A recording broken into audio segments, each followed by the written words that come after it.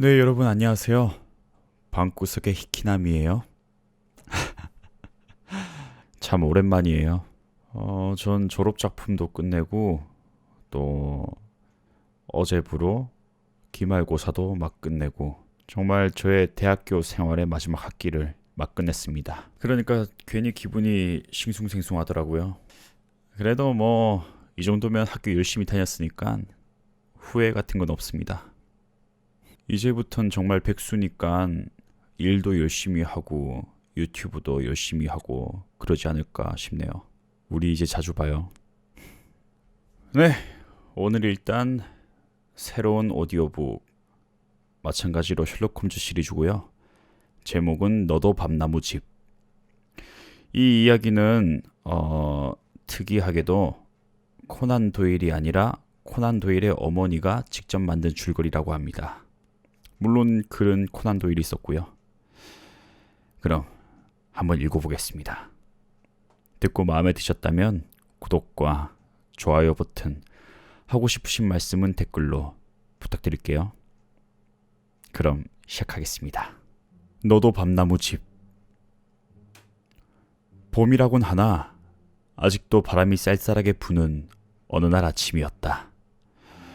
아침 식사를 마친 나와 홈즈는 베이커 거리에 있는 그의 방으로 가서 난로 옆에 앉아 있었다.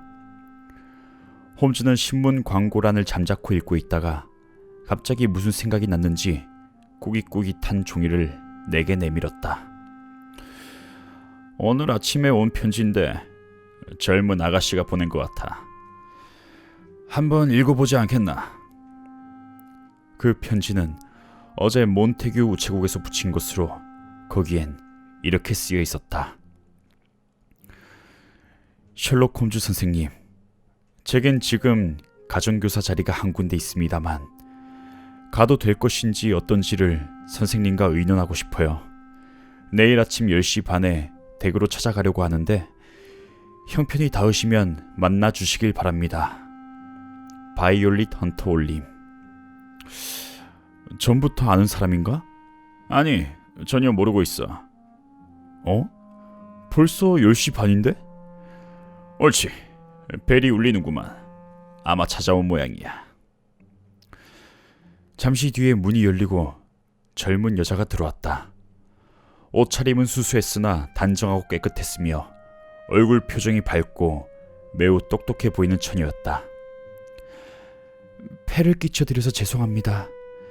누구와 의논을 하고 싶어도 부모님이나 친척이 없어서 이렇게 선생님을 찾아왔습니다.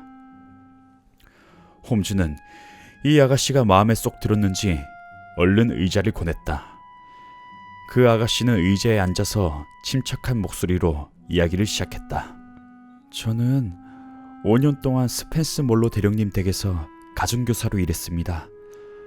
그런데 약 2달 전에 대령님이 캐나다로 정근을 가시는 바람에 식구가 모두 그리로 이사를 가버렸어요. 그래서 전 갑자기 직업을 잃게 된 거지요. 전 신문에 광고를 내고 또 웨스트엔드에 있는 가정교사 소개소에도 부탁을 해두었습니다. 그런데 좀처럼 연락이 없고 또 그동안 조금씩 모아두었던 돈도 이젠 거의 바닥이 나서 앞으로 어떻게 해야 하나 걱정을 하던 중이었어요. 저런, 무척 걱정이 되었겠군요. 네, 전 일주일에 한 번씩 그 가정교사 소개소에 들르곤 했지요. 지난주에도 갔었어요. 소장실에는 소장인 스토퍼 부인과 몹시 뚱뚱하고 상냥한 중년 신사분이 함께 계셨죠. 제가 소장실로 들어가자마자 그분은 벌떡 일어서서 스토퍼 부인을 바라보면서 큰 소리로 이렇게 말하는 거였어요. 이분이 좋겠습니다. 내가 생각하고 있던 바로 그런 사람이죠. 아주 훌륭해요. 그리곤 저를 보며 말을 걸었습니다. 당신은 가정교사 자리를 원하신다고요? 네. 급료는 얼마나 바라십니까? 얼마 전까지 멀로 대령님 댁에서 한 달에 4파운드씩 받았습니다. 저런, 그건 너무 심하군요. 그 신사는 깜짝 놀란 듯이 두 팔을 쳐들고 이렇게 말했어요. 당신처럼 교양 있는 처녀에게 그 정도밖에 주지 않다니. 세상에 그럴 수가. 아니에요. 교양은 저는 겨우 프랑스어와 독일어를 할 수 있을 뿐이고 음악이나 그림은 전혀. 원, 겸손의 말씀을.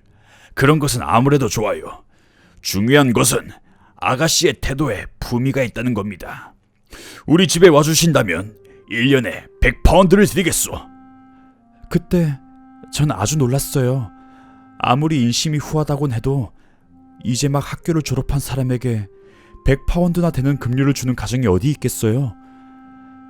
제가 이상하다는 표정을 짓자 그분도 그것을 알아차리셨는지 급하게 지갑을 꺼내 지폐 한 장을 뽑아내셨어요. 믿지 못하겠다는 거군요. 하지만 난 절대로 거짓말을 하는 사람이 아닙니다. 그리고 항상 약속된 급료의 절반을 먼저 드리고 있습니다. 여비와 필요한 물건을 마련하는 데 써주십시오. 그분은 줄곧 웃는 얼굴로 절 바라보았어요. 전 그렇게 자상한 분은 처음 보았어요. 여기저기에 빚이 조금 있는 관계로 제겐 참으로 좋은 자리였어요. 그런데 가만히 생각을 해보니 어딘가 이상한 느낌이 들었어요. 그래서 좀 못하긴 해도 결정하기 전에 몇 가지 물어보아야겠다고 생각했어요. 그거 참 잘하셨습니다. 그래서 우선 전 이런 식으로 물어보았어요. 실례지만 살고 계신 곳이 어딘가요? 햄프셔군요. 경치가 아주 좋은 곳이지요. 윈체스터에서 8km 정도 들어와서 너도 밤나무 집을 찾으면 됩니다. 그런데 제가 할 일은요? 남자아이가 한 녀석 있습니다. 올해 6살 난 장난꾸러기지요. 그럼 제가 할 일은 그 아드님만 돌보아 드리면 되는 건가요? 네, 그렇습니다. 그리고 틈이 있으면 집사람의 부탁도 들어주었으면 합니다. 물론 하인이나 한이에게 시킬 만한 일은 부탁드리지 않겠습니다. 네. 제가 할 수 있는 일이라면 무엇이든 하겠어요. 그리고 말씀드리기가 좀 못한데 우리 집엔 좀 특이한 풍습이 있습니다. 우리가 어떤 옷을 입어달라는 부탁을 하는 경우가 있을지도 모르겠어요. 그래도 괜찮겠습니까? 괜찮아요. 그런 일 정도는. 하고 저는 대답을 했습니다만 어쩐지 매우 이상하다는 생각이 들었어요. 그리고 그날 기분에 따라 앉는 자리를 지정해 주어도 상관없겠죠? 네, 물론이죠. 그리고 또 한 가지. 우리 집에 오기 전에 아가씨 머리카락을 좀 짧게 잘라주었으면 합니다만. 전 깜짝 놀랐습니다. 이렇게 길고 아름다운 갈색 머리카락을 그걸 짧게 자르면서까지 가정교사가 되고 싶지 않았거든요.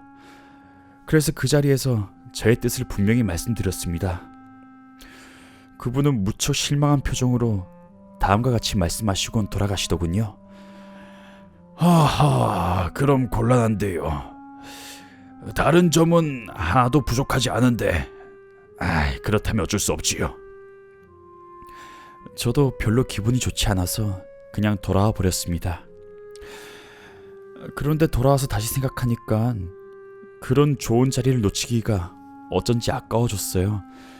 그래서 다음날 아침 스토퍼 부인을 찾아가야겠다는 생각을 하고 있는데 편지가 왔습니다. 여기 제가 가지고 왔는데 읽어보겠어요. 바이올릿 헌터 양, 느닷없이 편지를 드려서 죄송합니다. 소개서에 부탁해서 당신의 주소를 알았습니다. 그런데 저번 일에 관해서 다시 잘 생각해서 승낙해 주실 수 없겠습니까? 실은 집에 돌아와서 집사람에게 당신 이야기를 했더니 몹시 좋아하면서 그런 분이라면 꼭 부탁해서 이렇게 데려오도록 권하라고 성화입니다. 보수도 1년에 120파운드를 드리겠습니다. 성격이 남다른 사람들만 모인 가족이기 때문에 처음엔 좀 어색한 데가 있겠지만 곧 재미있게 지낼 수 있을 겁니다. 구경 삼아 이쪽으로 와주시면 정말 고맙겠습니다. 기차 시간만 알려주시면 윈체스터역으로 마중을 나가겠습니다. 너도 밤나무 집에서 제프로 루캐슬. 이런 편지예요. 그래서 전 너도 밤나무 집으로 가기로 결심을 했죠. 그러나 저쪽과 약속을 하기 전에 일단 홈즈 선생님께 말씀을 드리고 싶어서 이렇게 찾아온 거예요. 전 일단 가기로 마음을 먹었지만 어쩐지 불안하고 초조해요. 혹시 제가 위험한 일이 생기게 된다면 도움을 주셨으면 좋겠어요. 네, 알겠습니다. 뭔가 신변의 위험을 느끼거나 걱정거리가 생기면 정보를 알려주십시오. 즉시 도록 하겠습니다. 그렇게 말씀 주시니까 안심하고 갈 수 있겠어요. 오늘 밤에 머리카락을 자르고 내일은 윈체스터로 떠나겠습니다. 헌터 양은 얼굴에 웃음을 띠고는 몇 번이나 고맙다는 인사를 하고 돌아갔다. 난 홈즈에게 말했다. 나이는 어리지만 매우 침착한 아가씨로군. 응, 그렇지. 그렇지 않았다면 가지 말라고 말렸을 텐데. 머지않아 저 아가씨에게 무슨 소식이 꼭 올 걸세. 홈즈의 이 축축은 적중했다. 2주일이 지난 어느 날 밤에 그 처녀가 보낸 전보가 도착한 것이다. 홈즈는 한번 훑어보곤 내게 건네주었다. 왓슨, 기차 시간을 좀 알아봐주게. 난 먼저 전보를 읽어보았다. 내일 정오 윈체스터의 블랙스완 호텔로 오시길 바람. 앞일이 막막함. 헌터. 그리고 자네도 꼭 함께 가세. 하고 홈즈가 말했다. 물론이지. 아침 9시 반에 출발하는 열차가 있어. 이 기차를 타고 가면 윈체스터엔 11시 반에 닿을 걸세. 하고 내가 대답했다. 다음날 아침 11시에 우리가 탄 열차는 윈체스터시 근처를 달리고 있었다. 화창한 봄 날씨답게 푸른 하늘에는 하얀 솜 같은 구름이 몇 조각 둥실 떠 있었다. 울긋불긋한 지붕이 푸른 나뭇잎 사이로 언뜻언뜻 보였다. 우리를 태운 열차는 잠시 뒤에 윈체스터역으로 들어갔다. 블랙스완 호텔은 역에서 그리 멀지 않은 곳에 있었으며 낡긴 했지만 꽤 유명한 호텔이었다. 호텔에서 헌터 양이 먼저 와서 우리가 오기를 기다리고 있었다. 게다가 방을 따로 하나 잡아주시고 식사 준비까지 해놓고 있었다. 헌터 양은 우리를 보자마자 활짝 웃으며 말했다. 어머, 어서 오세요. 와주셔서 대단히 고맙습니다. 전 어찌해야 할 바를 모르고 쩔쩔매고 있었어요. 예, 반갑습니다. 그런데 무슨 일이 있었습니까? 처음부터 자세히 이야기를 해주십시오. 하고 홈즈가 말했다. 홈즈의 말이 끝나기도 전에 헌터 양이 이야기를 시작했다. 그럼 지금까지 있었던 일을 모두 말씀드리겠어요. 처음에 여기 도착하니까 루캐슬 씨가 마중을 나와 있었어요. 그래서 전 루캐슬 씨의 마차를 타고 너도 밤나무 집으로 갔습니다. 루캐슬 씨의 너도 밤나무 집은 정말 아름다운 곳이었어요. 물론 그 저택은 오래되고 낡았습니다만 주위가 모두 너도 밤나무 숲이기 때문인지 매우 경치가 좋았어요. 루캐슬 씨는 저녁 때가 되어서야 제프로 부인과 아들을 만나게 해주셨어요. 부인은 말이 없고 얼굴이 창백했으며 루캐슬 씨보단 훨씬 나이가 어려 보였어요. 루캐슬 씨는 50살 정도 되어 보였는데 부인은 아직 30살도 안 된 것 같았어요. 두 분은 약 7년 전에 결혼을 하셨다고 해요. 그리고 루캐슬 씨는 전 부인과의 사이에 따님 한 분을 두셨다고 하더군요. 그 따님은 앨리스라고 하는데 지금은 미국 필라델피아에 살고 있다고 해요. 루캐슬 씨는 그 앨리스 양 때문에 지금 부인과 사이가 좋지 않은 경우가 가끔 있다고 저에게 살짝 말씀해 주시더군요. 제가 보기에 루캐슬 부인은 나이에 비해 무척 점잖긴 했지만 어딘지 좀 차가운 사람 같았어요. 그러나 루캐슬 씨와 아들에겐 매우 다정하게 대해주더군요. 그 밖의 가족들은? 하고 홈즈가 물었다. 하인 부부가 있어요. 하인은 별명이 호랑이라고 할 정도로 성격이 매우 거칠어요. 그런데다가 항상 술 냄새를 풍기고 다녔어요. 그의 아내는 성격이 좀 까다롭긴 했지만 힘이 무척 센 여자예요.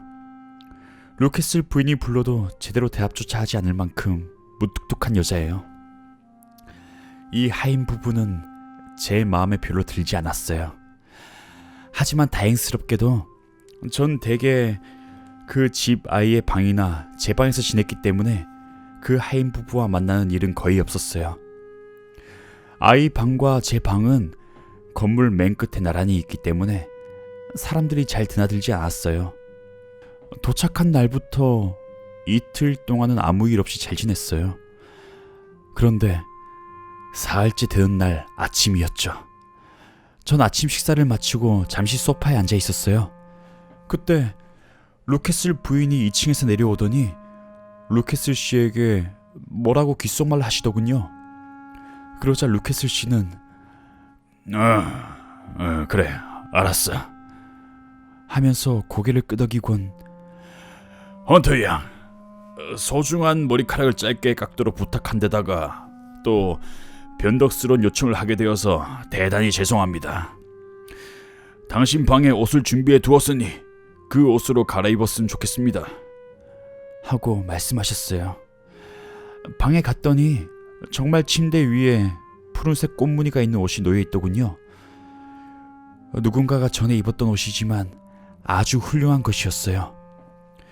입어보니까 마치 맞추기라도 한 것처럼 몸에 잘 맞았어요. 그 옷을 입고 나갔더니 루캐슬 씨 부부가 매우 좋아하시더군요. 그래서요. 루캐슬 부부는 응접실에서 절 기다리고 계셨어요. 응접실은 건물 앞쪽에 있고 남쪽 방향이며 마루 쪽에 프랑스식 창문이 3개나 있는 곳이었지요. 응접실로 들어가 보니 가운데 창문 앞에 의자가 하나 놓여 있었어요. 루캐슬 씨는 제게 창문을 등지고 그 의자에 앉으라고 하시더군요. 전 루캐슬 씨가 하는 대로 의자에 걸터 앉았어요. 그랬더니 루캐슬 씨는 제 앞을 왔다 갔다 하면서 여러 가지 재미있는 이야기를 해주셨어요. 하지만 부인은 조금도 웃지 않고 슬픈 얼굴로 가만히 앉아 계셨죠. 1시간쯤 이런저런 이야기를 하다가 루캐슬 씨는 갑자기 제게 이젠 옷을 갈아입고 아이 방에 가 있으라고 하시더군요. 이거 참 정말 이상하군요. 자, 어서 계속 하십시오. 다음 날도 전 푸른 옷을 입고 응접실에 그 의자에 앉으란 말을 듣고 전날과 같이 루캐슬 씨의 재미있는 이야기를 들었습니다. 얼마나 오랫동안 들었습니까? 한 30분 정도 들었을 거예요. 그 다음 날에는 루캐슬 씨가 제게 소설 한 권을 건네주면서 그것을 읽어보라고 하시더군요. 전 시키는 대로 소설을 읽었어요. 한 10분쯤 지나니까 갑자기 그만 읽고 옷을 갈아입으라고 하시더군요. 정말 이상한 일이군요. 네, 정말로 이상한 일이었어요. 그래서 전 왜 그럴까 하고 이리저리 생각을 해보았어요. 그러다가 문득 전 루캐슬 씨 부부가 제가 창문 쪽을 돌아보지 못하도록 하고 있다는 것을 알아차렸어요. 정말 그렇군요. 그런 생각을 하고 나니까 무척 창밖을 내다보고 싶어지더군요.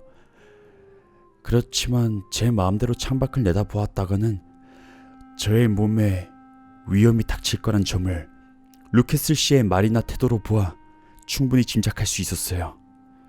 그때 아주 좋은 생각이 떠올랐습니다.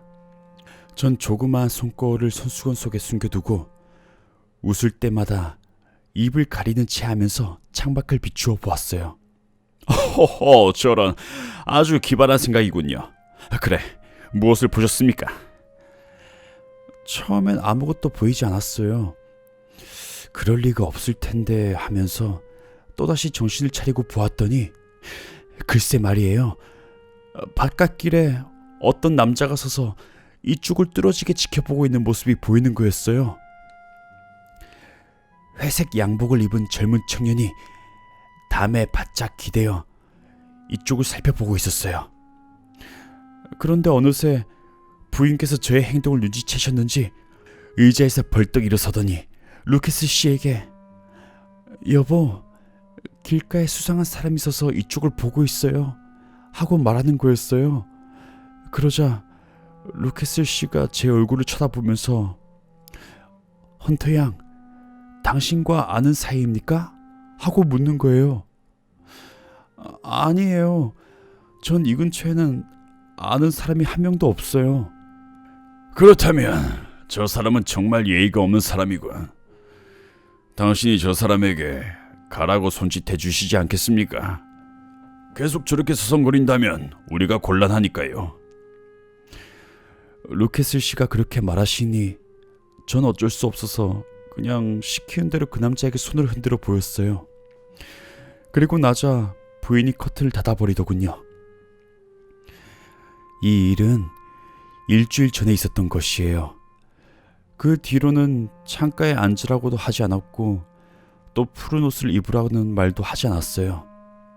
또 그 청년도 나타나지 않았습니다. 들으면 들을수록 재미있군요. 자자, 계속하십시오. 하고 홈즈는 싱글벙글 웃으면서 헌터 양에게 이야기를 계속하라고 재촉했다. 헌터 양은 슬쩍 손목시계를 보고서 이야기를 계속했다. 그런데 홈즈 선생님, 이 정도 일이라면 선생님을 여기까지 오시도록 부탁드리지 않았을 겁니다. 그 밖에도 몹시 기분 나쁜 일이 있었어요. 너도 밤나무 집에 도착한 바로 그날이었죠. 루케스 씨는 부엌 밖에 있는 작은 창고로 저를 데리고 가더군요. 그 창고 안에는 안에서 쇠사슬이 부딪히는 소리가 나면서 뭔가 큰 동물이 움직이는 것 같았어요. 여기로 한번 들여다보십시오. 루케스 씨는 싱글벙글 웃으면서 창고 벽의 널빤지 틈을 가리켰어요. 그곳으로 제가 들여다보니까 캄캄한 데에 뭔가 커다란 것이 웅크리고 앉아서 눈만 반짝이고 있는 거였어요. 제가 흠집 놀라는 것을 보고 루케스 씨는 재미있다는 듯이 웃으면서 이야기를 하더군요. 그렇게 무서워하지 마십시오. 저놈은 카를로라고 하는데 마스티프 종으로 망을 아주 잘 봅니다. 내 것이긴 합니다만 이 개를 다룰 수 있는 사람은 우리 집 호랑이뿐이죠. 하루에 한 번씩 먹이를 주기 때문에 배가 고파서 언제나 신경을 곤두세우고 있습니다. 밤엔 호랑이가 사슬을 풀어줍니다. 아마 이놈이 집 밖으로 나가면 사람을 가리지 않고 마구 덤벼들 겁니다. 아가씨도 밤에는 무슨 일이 있어도 절대로 외출하지 마십시오. 잘못하다간 목숨을 잃게 되는 경우도 있습니다. 루케스 씨의 이야기대로였죠. 그 뒤에 이틀째 되는 밤이었어요. 새벽 2시경에 문득 잠이 깨어서 창밖을 내다보니 바깥은 눈이 부시게 밝은 달밤이었어요. 정원의 잔디도 달빛을 받아 은빛으로 빛나고 있어서 마치 대낮과 같았어요. 그런데 그때 너도 밤나무 숲의 그늘 아래에서 뭔가 꿈틀거리는 것이 보였어요. 잠시 뒤에 그것이 어슬렁어슬렁 거리면서 달빛 아래로 나오더군요. 자세히 보니 그것은 몸집이 송아지만한 붉은 갈색 개였는데 입 주위만이 검은색이었어요. 턱에 살은 축 늘어졌지만 다른 곳은 뼈가 앙상해서 보기만 해도 소름이 끼치는 개였답니다. 아마 그 끔찍한 개한테 물린다면 아무리 건장한 사람이라도 그만 손을 들고 말 거예요. 하고 말하면서 헌터 양은 그 개의 모습이 생각나는지 몸을 오들오들 떨었다. 아, 그리고 또 한 가지 이상한 일이 있었어요. 여기로 오기 전날 저는 런던에서 머리를 잘랐어요. 그런데 그 긴 머리카락을 버리기가 아까워서 끈으로 묶어 트렁크 밑에 간수해 두었답니다. 제가 도착한 날 밤, 아이가 잠이 든 뒤에 전 제 물건들을 옷장에 넣으려고 하나하나 정리를 했어요. 그런데 옷장 서랍이 자물쇠로 잠겨 있더군요. 그래서 제가 가지고 있던 열쇠 꾸러미를 가지고 열어보았더니 운이 좋게 열렸어요. 그런데 그 옷장 서랍 안에 제 머리카락이 들어있는 게 아니겠어요? 전 이상한 생각이 들었어요. 그래서 그것을 들고 자세히 보니 색깔이며 길이가 저의 머리카락과 똑같았어요. 처음엔 아이가 장난을 했을 거라고 생각했죠. 그래도 혹시나 하고 저의 트렁크를 열어보았더니 저의 머리카락은 거기에 그대로 있었습니다. 전 머리카락 뭉치 2개를 나란히 놓고 자세히 살펴보았어요. 아무리 보아도 어느 쪽이 저의 것인지 구별할 수 없을 만큼 똑같았습니다.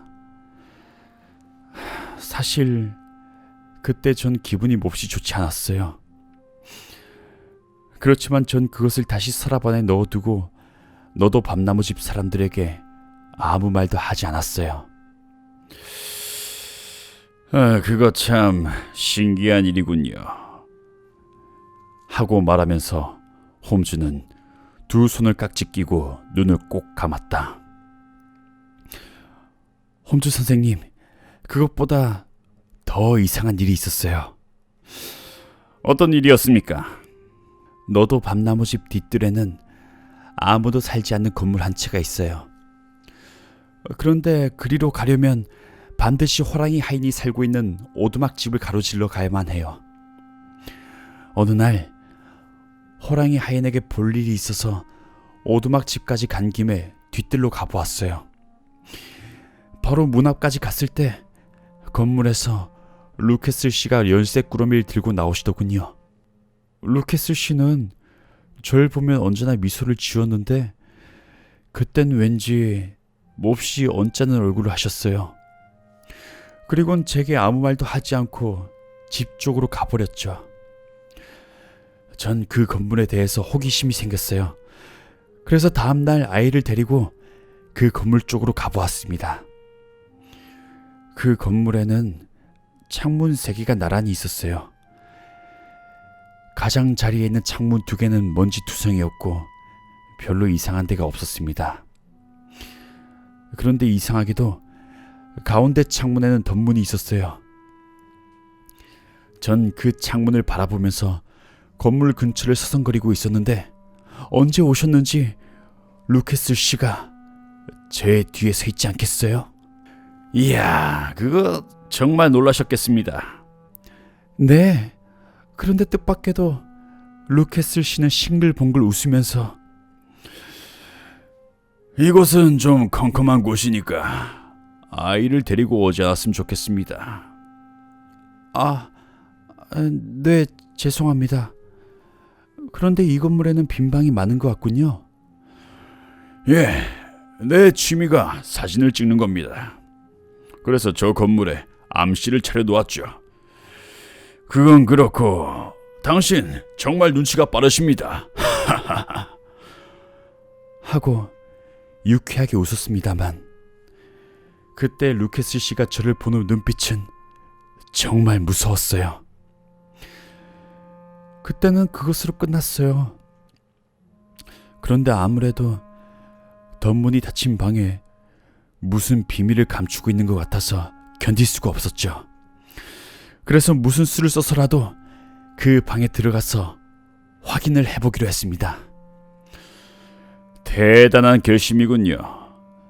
그런데 바로 어제 일이었어요. 드디어 기회가 온 거죠. 말씀을 미처 드리지 않았습니다만 전 호랑이 부부가 그 건물로 들어가는 것을 몇 번 보았어요. 어제 저녁 때 호랑이 하인이 잔뜩 술에 취해 골아떨어진 틈을 타서 전 몰래 뒤뜰에 있는 건물로 갔습니다.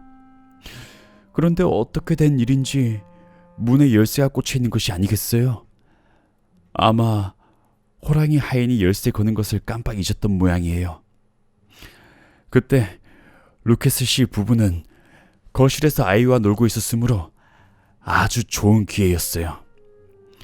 전 슬그머니 열쇠를 돌리고 안으로 들어갔죠. 들어가자마자 바로 앞에 계단이 있더군요. 좀 무섭기도 했지만 꾹 참고 계단을 올라가 보았어요. 2층 복도는 벽지도 바르지 않고 양탄자도 깔려있지 않은 채로 아주 길게 뻗어 있었어요. 거미줄 투성인 복도를 지나서 모퉁이로 돌아가자 방이 3개나 나란히 있었어요. 첫 번째와 세 번째는 방문이 열려 있어서 안을 들여다 보았더니 모두 텅 비어 있었어요. 두 번째 방은 밖에서 보았을 때 덧문이 있는 방이었어요. 그 방만 문이 잠겨 있었고 문에다 쇠막대기를 가로질러서 쇠사슬로 문고리를 묶어 두었더군요. 창문엔 덧문이 닫혀 있었기 때문에 빛이 들어가지 않았을 텐데 문 밑으로 빛이 새어나오고 있었어요. 그래서 전 전등이 켜져 있을 거라고 생각을 했습니다. 문 앞에 서서 이 방엔 도대체 어떤 비밀이 있는 것일까 하고 이리저리 생각을 하고 있는데 갑자기 안에서 발자국 소리가 들리는 거였어요. 그리고 문 밑으로 새어나오는 빛 때문에 그림자가 이리저리 움직이는 것도 보였어요. 전 그것을 보고 덜컥 겁이 나서 호기심이고 뭐고 아무 생각도 나지 않았어요. 전 정신없이 복도를 빠져나와 계단을 내려와서 문 밖으로 뛰어나왔죠. 그런데 거기엔 루케스 씨가 우뚝 서서 절 쳐다보고 있는 것이 아니겠어요?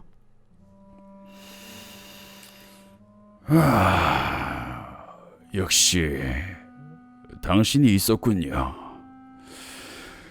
문이 열려 있는 것을 보고 당신일 거라고 짐작은 했습니다만. 어머, 정말 놀랐어요. 저는 숨을 헐떡거리면서 간신히 말을 했지요. 안심해요. 무엇을 보고 그렇게 놀랐습니까? 전 루케스 씨가 무척 화를 낼 거라고 생각했는데 뜻밖의 다정하게 대해주셔서 더 긴장이 되었죠. 그래서 전 정말 어리석었어요. 아무도 없는 방에 혼자 들어갔더니 어두컴컴해서 그만 하고 말을 했습니다. 그거뿐이었습니까? 이런 말을 하면서 루케스 씨는 제 얼굴을 빤히 쳐다보는 거였어요. 그래도 사실대로 이야기해서는 안 된다고 생각했어요. 네, 그런데 또 무슨 일이... 당신은 왜 내가 항상 이 건물에 자물쇠를 채워놓는다고 생각했나요? 글쎄 잘 모르겠는데요. 아무 볼일 없는 사람이 함부로 드나들지 못하게 하기 위해서입니다. 이제 아셨습니까? 루케스 씨는 싱글벙글 웃더니 곧 얼굴을 찡그리면서 절 노려봤어요. 또다시 이 건물에 들어간다면 저 계집에 쳐넣겠어. 전 너무 무서워서 곧장 제 방으로 뛰어갔습니다. 바로 그때 홈즈 선생님 생각이 떠올랐어요. 그래서 빨리 오셔서 도와달란 전보를 치기로 결심했던 거예요. 그런 상황에서는 더 이상 그 집에 있을 용기가 없었어요. 그때 나와버려도 되었지만 제겐 공포심만큼이나 호기심이 있었답니다.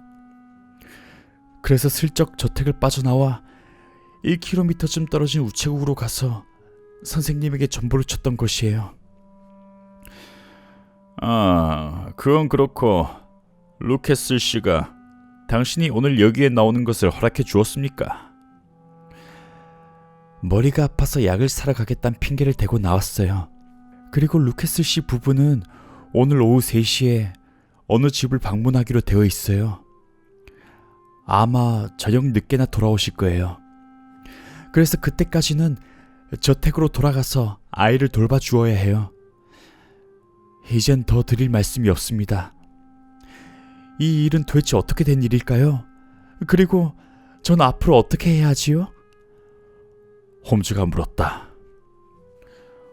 호랑이 하이는 매일 저녁 술을 마십니까? 네, 그래요. 매일 해가 지기 전부터 술에 취해 있다가 오후 7시면 골아떨어져요.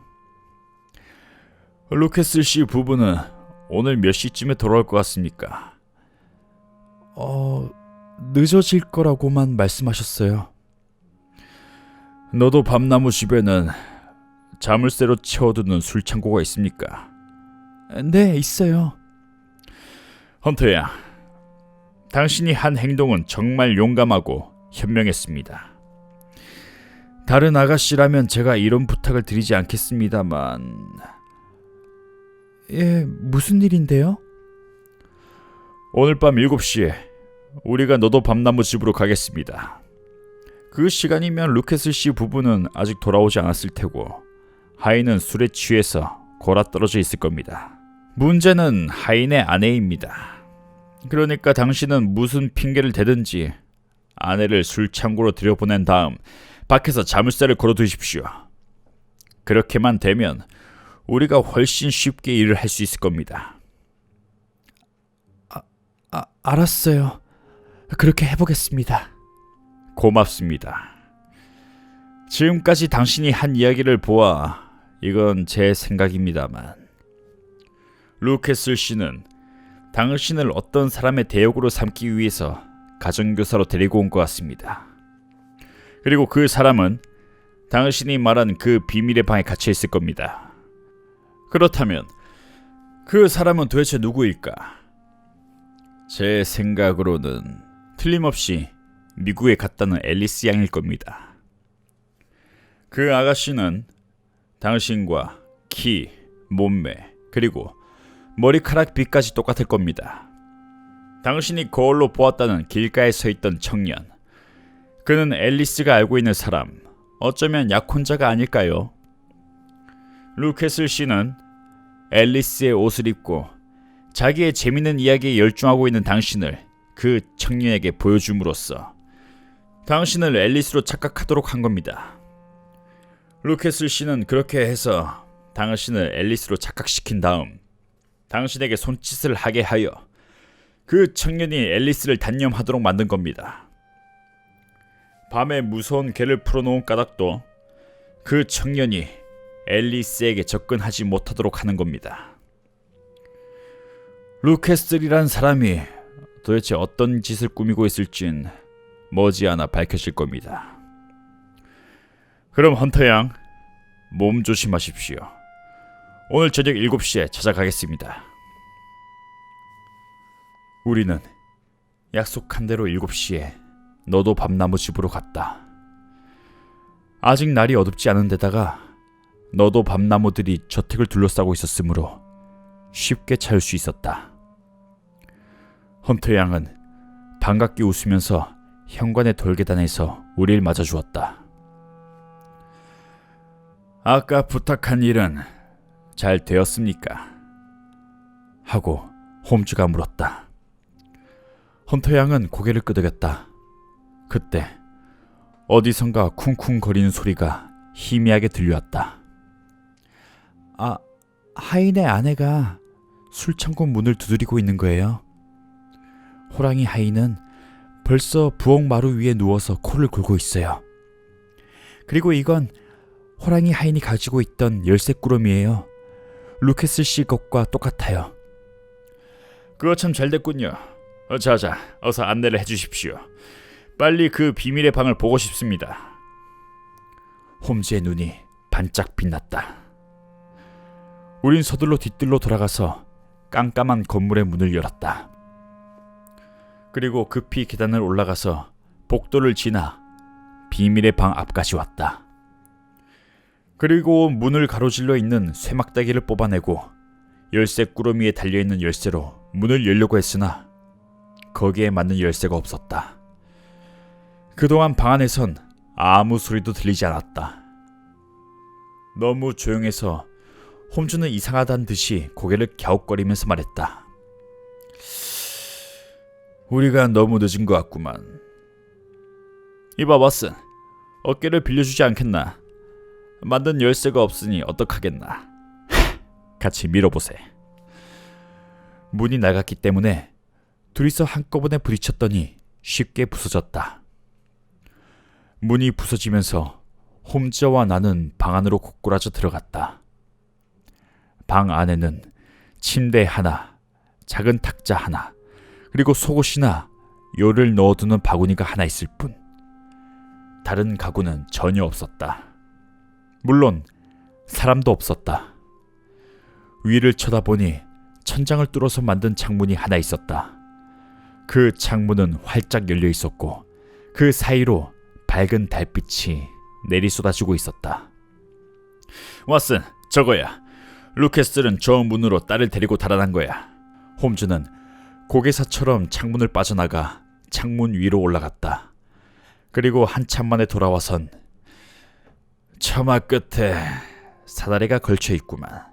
아마 그걸 타고 내려간 것 같아. 어머, 그럴 리가 없을 텐데요. 루캐스 씨가 외출하셨을 때는 저 사다리가 없었어요. 나중에 몰래 돌아와서 했겠죠. 루캐스는 정말 교활하고 악랄한 사람이요. 계단에서 발소리가 나는구만. 왓슨, 어서 권총을 꺼내 들게. 홈즈의 말이 끝나기도 전에 뚱뚱하고 거친 남자가 지팡이를 들고 나타났다. 루캐스리였다. 헌터 양은 그를 쳐다보더니 비명을 지르면서 창가로 물러갔다. 그러자 홈즈가 그의 앞으로 다가서서 당신의 딸을 어디 숨겼소? 하고 고함을 질렀다. 루캐스는 흘끗 방 안을 둘러보더니 곧 열려있는 창문에다가 눈을 멈췄다. 그건 내가 묻고 싶은 말이야. 이 악당 같은 놈들 어떻게 되나 두고 보자고. 루캐스는 획 돌아서더니 쿵쿵 발소리를 내면서 계단을 내려갔다. 큰일 났어요. 루캐스 씨는 분명히 개를 데리러 갔어요. 하고 헌터 양이 소리쳤다. 마음을 놓으십시오. 우린 권총을 가지고 있어요. 난 헌터 양에게 용기를 북돋아 주었다. 옳지. 계단 밑에 있는 문을 닫아두세. 홈즈의 말에 우린 급히 계단 쪽으로 달려갔다. 우리가 문까지 갔을 때 갑자기 바깥에서 개가 짖는 소리가 들렸다. 그리고 이어서 누군가의 비명이 들렸다.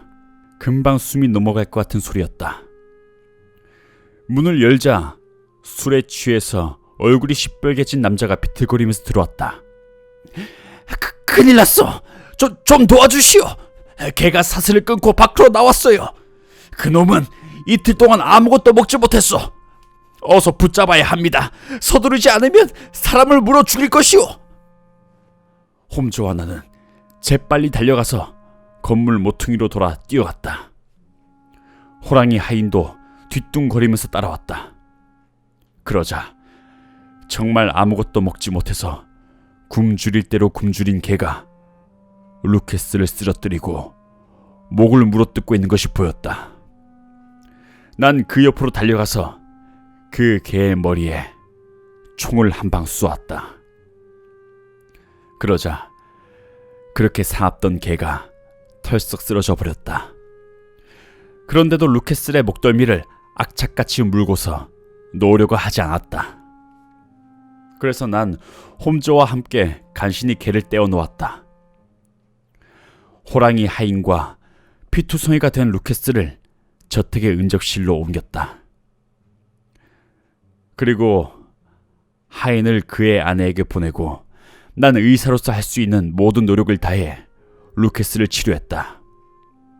그때 문이 열리고 키가 크고 몸이 마른 여자가 들어왔다. 어머, 아주머니!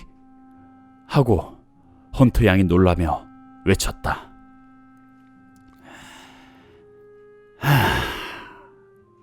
헌터 양, 주인께서 돌아오시자마자 나를 술창고에서 꺼내주셨답니다. 당신이 일을 하기 전에 내게 미리 알려주었더라면 쓸데없는 수고를 하지 않아도 되었을 텐데. 저런. 그럼 당신은 이 일에 대해서 알고 있었단 말입니까? 하고 홈즈가 하인의 아내에게 말했다. 네, 잘 알고 있었어요. 제가 알고 있는 대로 모든 말씀을 드리겠어요. 고맙습니다. 자, 여기에 앉아서 차근차근 이야기를 해주십시오. 사실 난 아직 모르는 것이 많습니다. 그렇게 하지요. 모조리 말씀드리겠습니다. 전 원래부터 앨리스 아가씨 편이랍니다. 불쌍하게도 앨리스 아가씨는 주인님이 재혼하신 뒤로는 단 하루도 행복한 날이 없었습니다. 주인님께 아가씨는 매우 거추장스러운 존재였지요. 그런데 앨리스 아가씨는 불평 한마디 하지 않았어요. 아가씨가 폴로 씨와 알기 전까진 그런대로 큰일 없이 지냈어요. 제가 알기로 앨리스 아가씨는 어느 분에게서 유산을 많이 받았다고 합니다. 그런데 아가씨는 그 유산을 모두 주인님께 맡겼다고 해요. 주인님 입장에서 보면 아가씨가 주인님과 함께 있는 동안은 그 재산을 마음대로 할 수 있었지만 아가씨가 결혼하게 되면 그렇게 하지 못할 것이 아니겠어요. 그래서 주인님은 앨리스 아가씨가 결혼을 하더라도 그 유산을 자기가 자유롭게 처분할 수 있는 증서를 앨리스 아가씨에게 봐내려고 했어요. 그렇지만 아무리 아가씨가 착하고 순하다지만 거기까지 생각할 리는 없지 않겠습니까? 그래서 주인님은 날마다 아가씨를 조르고 괴롭혔던 거예요. 그 때문에 불쌍하게도 아가씨는 병을 앓게 되었습니다. 그렇게 6주일 정도 죽느냐 사느냐 하는 고비를 넘겼어요. 그 뒤에 그럭저럭 병은 나았지만 건강이 완전히 회복되지 못해서 몸은 몹시 야위었고 아름다운 갈색 머리카락을 자르는 등 참으로 초라하게 되었지요. 그런데도 선원 출신인 폴로 씨는 어떻게든 앨리스 아가씨와 결혼하고 싶어 했어요. 네, 됐습니다. 그 다음은 듣지 않아도 알 수 있겠습니다. 그 뒤로 루케스는 뒤뜰에 있는 건물에 앨리스 양을 가두어 버렸단 말이군요.